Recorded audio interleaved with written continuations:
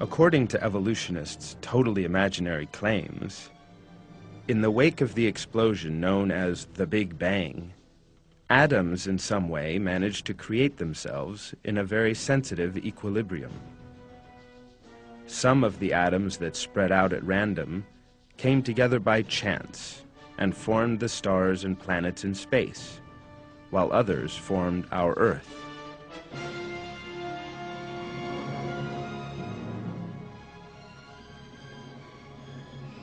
Some of the atoms that formed our planet initially formed the soil on it, and later suddenly decided to form living things.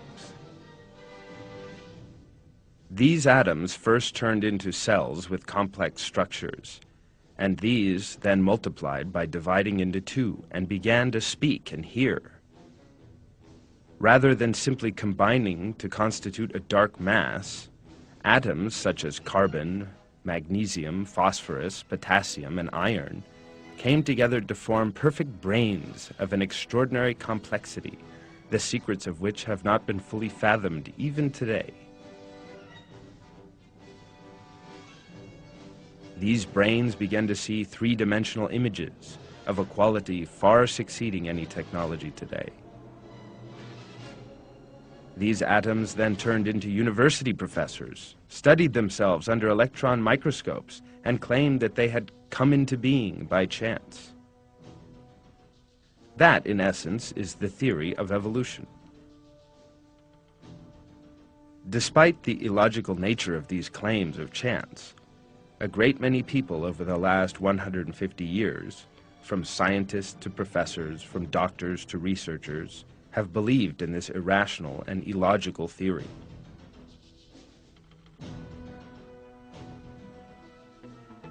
Let us now examine this claim by means of a very simple but easily comprehensible and convincing experiment in order to provide the necessary reply to evolutionists' imaginary scenario. Let anyone who believes in the creative power of chance events take a large barrel. Let them put into it however much material they believe is required to form a living thing. For example, let them include all the needed elements, carbon, phosphorus, calcium. Let them go even further and place amino acids and proteins, not one of which could possibly have come into being by chance, into this barrel. Then let them subject this mixture to all kinds of external influences. For example, heat or chill the barrel. Let it be struck by lightning, or apply electric current.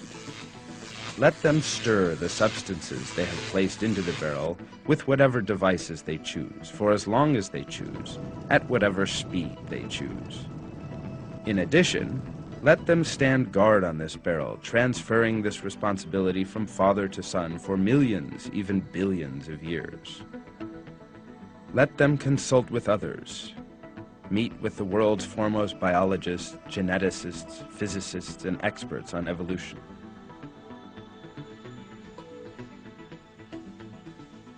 The result will never be any different. Despite all this serious conscious effort, they'll never be able to produce anything like a living being in that barrel. No matter what they do, they'll never be able to produce the wide variety of birds, multicolored fish, rabbits, horses, or other animals from inside that barrel. Despite their all growing in the same soil and being watered with the same water, they can never, ever produce fruits, which all taste so very different to one another. Let those atoms in that barrel perform any reactions they want. Never will they produce brilliant scientists like Einstein and Newton able to solve complex problems. Artists like Michelangelo and Picasso able to create masterpieces. Musicians like Beethoven and Mozart able to compose melodies to delight the human spirit. Discoverers, scientists able to examine under electron microscopes the molecules and atoms out of which they themselves are composed, or consider those able to design automobiles and write books, thinkers with faculties of logic and judgment. human beings able to retain in memory what they have learned, share longings, feel excitement and pleasure, who are possessed with a sense of love, mercy, and compassion, who enjoy the taste of food, and who can defend an idea. If so, if no living thing can ever be produced by human effort, and the whole pool of human knowledge, how can life be brought into being with the aid of unconscious atoms and chance events? All the positive sciences of the 20th century very clearly, definitively, and irrefutably proved that not a single living cell can be produced in the laboratory by bringing inanimate substances together, let alone by chance. If life exists, then it must have a creator. Even if billions of inanimate substances come together, they can never come alive by themselves or possess consciousness. It is God, with his superior intellect, infinite knowledge, and matchless power, who creates all these entities.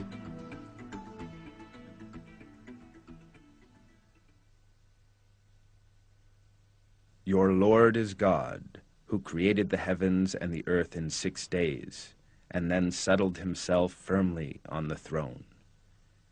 He covers the day with the night, each pursuing the other urgently, and the sun and the moon and stars are subservient to his command.